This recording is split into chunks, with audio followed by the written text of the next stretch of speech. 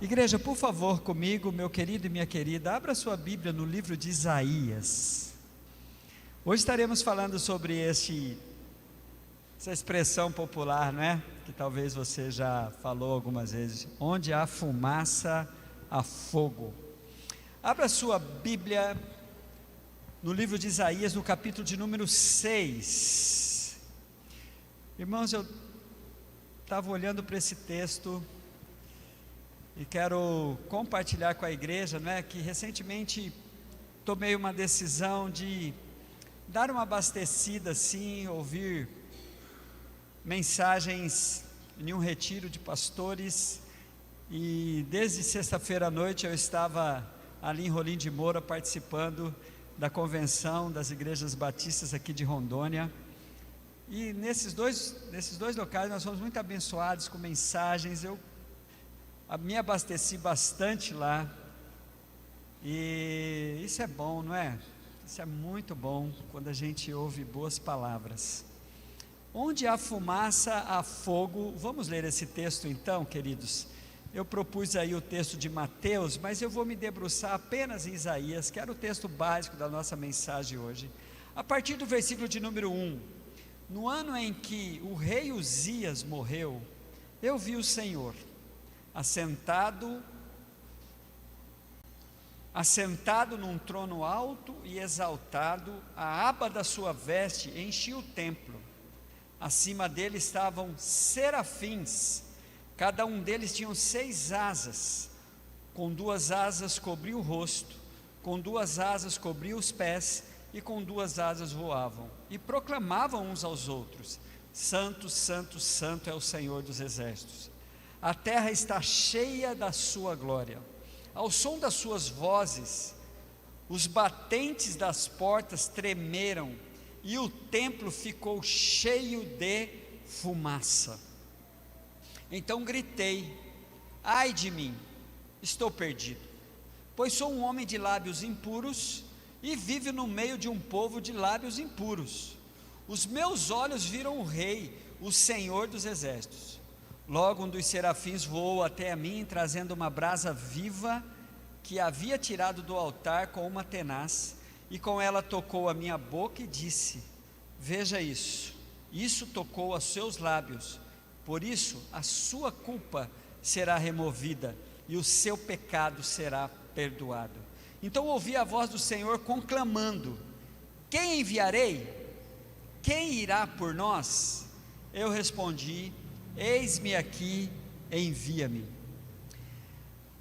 Um dos textos clássicos para o chamado de vocacionados, de pessoas para entrarem de uma maneira mais profunda naquilo que é considerado a obra de Deus em um mundo de missões, na igreja. Mas, irmãos, esta semana eu tive uma experiência muito especial nesse texto aqui. Falei assim, fiquei olhando para esse texto e falei: o drama do profeta é o nosso drama, é a nossa necessidade.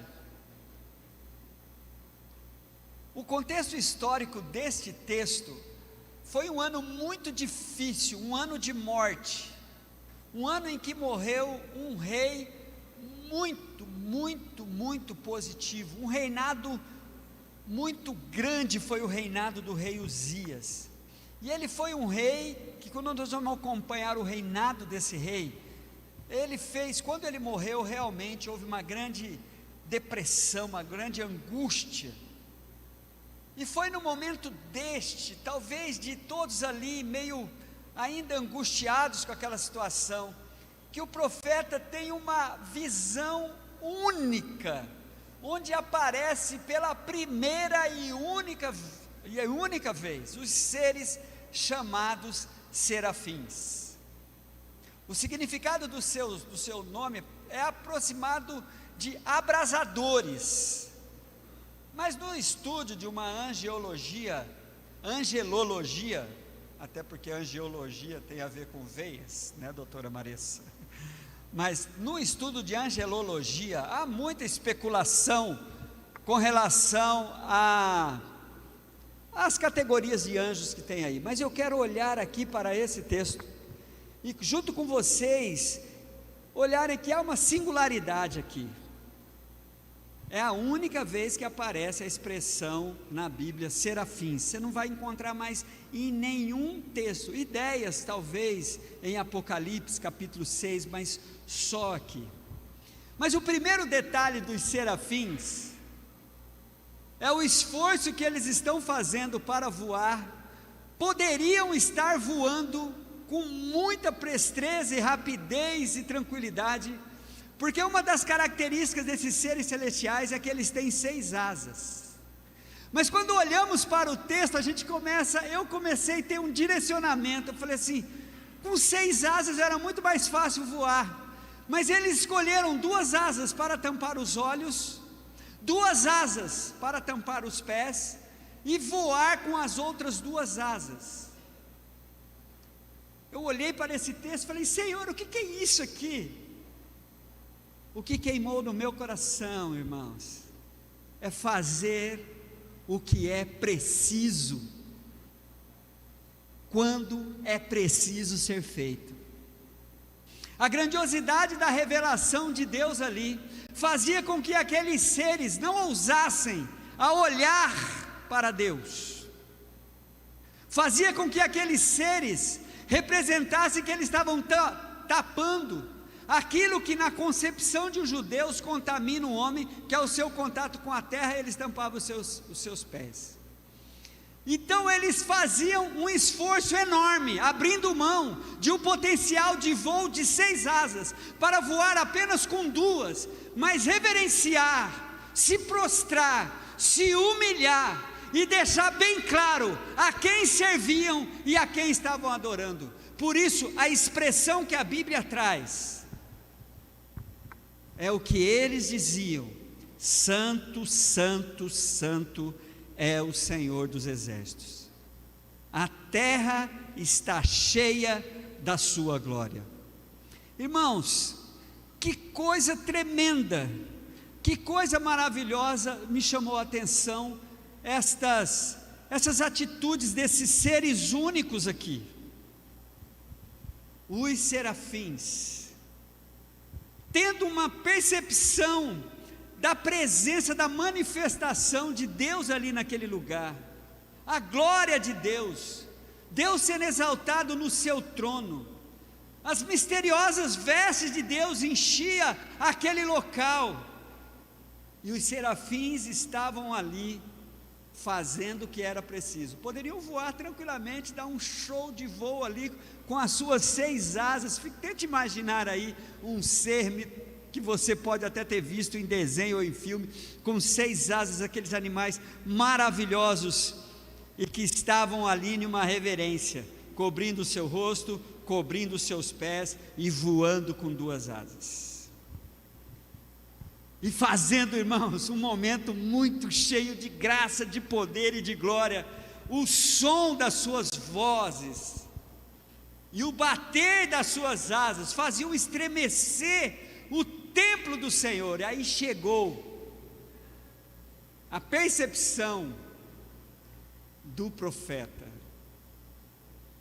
a fumaça. Interessante a questão da fumaça, né? A fumaça, ela vai mostrar 2 coisas: ou o fogo está por acender, e aí começa, ou ele já acendeu e está apagando já, a fumaça aparece também. Ou então no momento do seu ardor grande assim, a depender do que está queimando, há sempre fumaça. Então, ou a fumaça está principiando, que vai ter fogo ali, ou a fumaça, e é a evidência de que tem muito fogo ali, ou a fumaça está evidenciando que o fogo está ali, mas ele já está se findando e talvez só tenha brasas. Mas naquele dia, naquele momento, na visão do profeta, o templo se encheu da fumaça de Deus, porque a partir dali vinham as expressões e as funções do fogo de Deus revelado na Bíblia. E aí, irmãos, preste atenção, Esse texto é um texto de chamado, esse texto é um texto de adoração, esse texto é um texto de despertamento.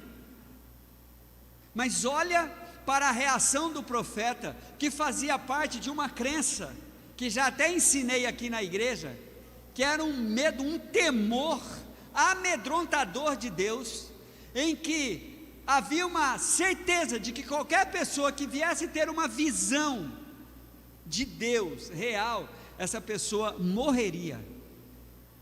Por isso que o profeta tem essa sensação assim, ele gritou: ai de mim, estou perdido, lascou tudo, ai de mim. Mas o profeta então traz o diagnóstico que ele tinha por ser o problema que iria levá-lo à morte.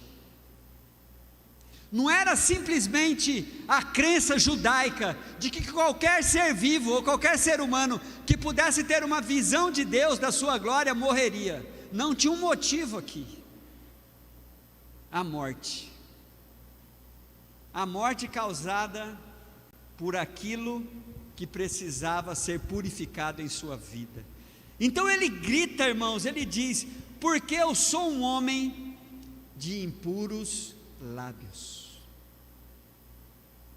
Queridos, isso me chamou tanta atenção, porque eu falei assim: nossa, o profeta poderia falar tantas outras coisas, né? Mas ele foi direto no âmago do seu problema. E ele não falou só dele, como profeta, ele fez uma revelação da realidade em que ele vivia. Eu sou assim e vivo no meio assim. E é interessante que ele não se esconde atrás da sua cultura e do comportamento do povo daquela época, que era um povo de boca suja. Primeiro ele chama para si a responsabilidade: eu sou um homem de lábios impuros. Queridos, olha aqui para mim, porque isso aqui é uma revelação para nós. Os problemas que temos, individuais, os problemas que temos familiares, os problemas que temos no nosso campo de trabalho, os problemas que temos na nossa vida social de amizade, está ligado exatamente aos nossos lábios. E isso, quando nós temos uma convicção trazida pelos serafins, da reverência, da adoração e do louvor que eu devo a Deus, e quando eu penso, e quando eu tenho essa noção do que eu tenho feito com meus lábios, você vai morrer. Impressionante, irmãos. Eu olhei para isso aqui e falei: meu Deus do céu, por que esse profeta vai falar ai de mim, porque sou homem? Ele poderia, porque ele já foi direto. Olhe, por favor, irmãos, com muito temor e tremor, para o capítulo 12 de Mateus, o versículo de número 37. Queridos, olha que coisa maravilhosa. Mateus 12, 37 vai dizer assim, ó: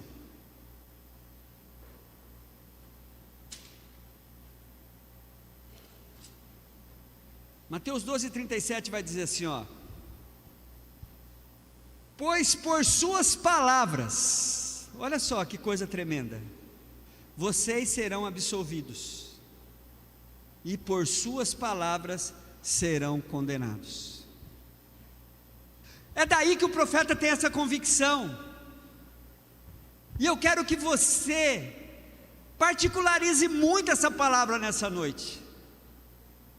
Particularize muito, fala assim: o que eu estou diante de Deus agora, tendo a visão do profeta, como é que isso que é fundamental na minha vida, que são os meus lábios, a minha língua, os meus raciocínios que transformam em palavras, como é que eles estão sendo usados, para que eu, junto com os serafins, possa, na minha declaração de fé, dizer: santo, santo, santo é o Senhor dos exércitos.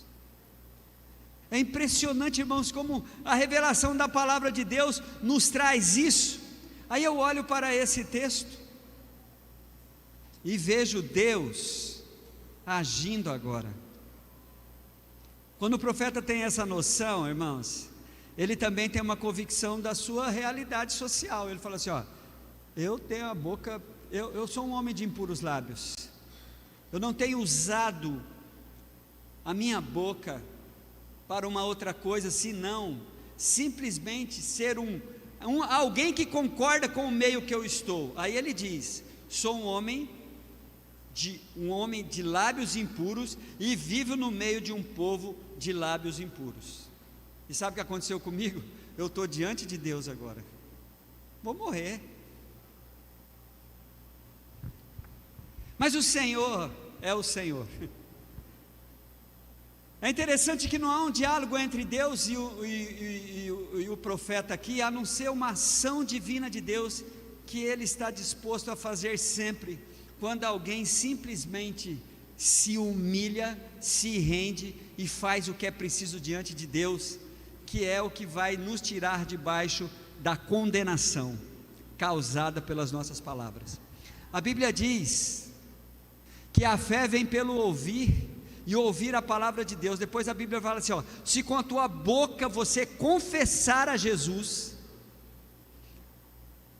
A Bíblia diz também de que nós somos aqueles que somos os propagadores desse Deus, que depois de ouvir a minha confissão, fez em mim o que precisava ser feito. Olhe para o texto, por favor. Logo um dos serafins voa até mim, trazendo o fogo, trazendo a brasa viva, que havia tirado do altar com uma tenaz. Irmãos, é interessante, é bom vocês saberem, quando você vai dar uma olhada e você encontrar os ensinos sobre o fogo na Bíblia, você vai encontrar esta realidade aqui. Ele vem trazendo a revelação, ele vem trazendo a manifestação da presença de Deus, ele vem trazendo a aceitação de Deus, quando ele manda o seu fogo queimar os sacrifícios, ele traz a purificação, mas também ele traz o juízo e o castigo. Neste caso, é para nós, é um caso de purificação. Você olha para o texto, e a ação de Deus através daquele ser celestial que aparece só aqui, é tocar agora nos lábios do profeta, tocar a boca do profeta, e dizendo: veja, isso tocou os seus lábios, por isso a tua culpa de ser quem você é, de fazer o que você faz, será removido, e o seu pecado será perdoado. Glória a Deus. Vamos aplaudir ao Senhor por isso.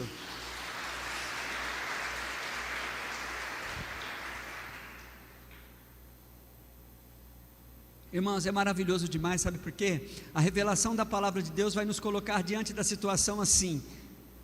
Jesus vem e nos mostra como que eu posso ter essa mesma experiência. Basta eu ter essa consciência e deixar Deus agir na minha vida.